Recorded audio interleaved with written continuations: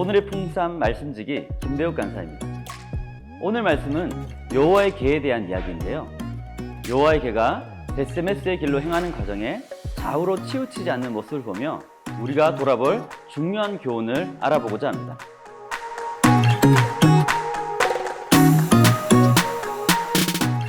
여호와의 계에 대한 무지한 블레셋 사람들은 언약궤를 수레에 실어 보냈습니다. 수레를 끌게 된 암소 2마리는 새끼를 떼어놓고 울며 갔지만 뒤를 돌아보지도 않고 곧장 벳세메스를 향했는데요. 돌아온 언약궤를 보고 벳세메스 사람들과 레위인들은 기쁨의 제사를 드렸습니다. 블레셋 사람들은 이것을 보고 에그론으로 돌아갑니다. 하나님께서는 언약궤를 통하여 자신을 알리셨습니다. 여호와의 궤를 맡은 이스라엘 백성이 언약궤를 감당하는 일에 충실하지 못하자 하나님께서는 스스로 자신을 알리십니다. 이후 언약궤에 대한 잘못된 지식으로 인해 벳세메스 사람들은 여호와의 언약궤 안을 들여다보았고 그로 인해 하나님의 재앙을 당하게 됩니다. 결국 이를 감당하지 못하고 언약궤를 기럇 여아림으로 보내고 마는데요.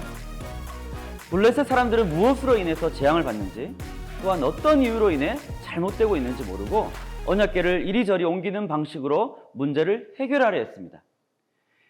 이러한 문제 해결 방식은 하나님의 백성이라는 이스라엘도 마찬가지였는데요. 그렇게 해서 언약궤는 또다시 옮겨져 기럇 여아림의 산에 사는 아비나다답의 집에서 20년 동안 있게 됩니다. 하나님의 임재의 상징인 언약궤가 이리저리 옮겨 다니는 상황은 이들이 얼마나 영적으로 무지하고 어두웠는지를 적나라하게 보여주는 사건입니다. 성경은 하나님의 주권이 여전히 온전하다는 것을 보여주고 있습니다.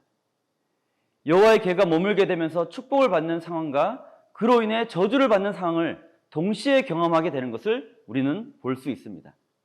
인간의 어떠한 불신과 무지에도 불구하고 하나님의 말씀의 영향력은 작아지지 않습니다. 이스라엘 백성을 포함한 모든 이에게 하나님에 대한 지식이 무지한 시대였지만 벳세메스로 가는 암소들처럼 하나님께서는 좌로나 우로나 치우치지 아니하시고 묵묵히 당신의 길을 가십니다. 지금의 시대도 동일하게 악한 세상입니다. 사람들은 더욱 하나님께 제약되고 영적으로 무지합니다. 그러나 주님은 여전히 당신의 일을 묵묵히 행하십니다. 오늘 우리는 하나님을 어떻게 대하고 있습니까? 하나님의 말씀에 무지하여 그분이 하시는 일을 보지도 또한 깨닫지도 못하는 영적 소경의 모습은 아닙니까? 하나님이 어떤 분이신지 또한 그분이 무슨 일을 행하시는지에 대한 영적인 눈을 다시 밝혀 그분을 사랑하고 섬기기를 원합니다. 샬롬.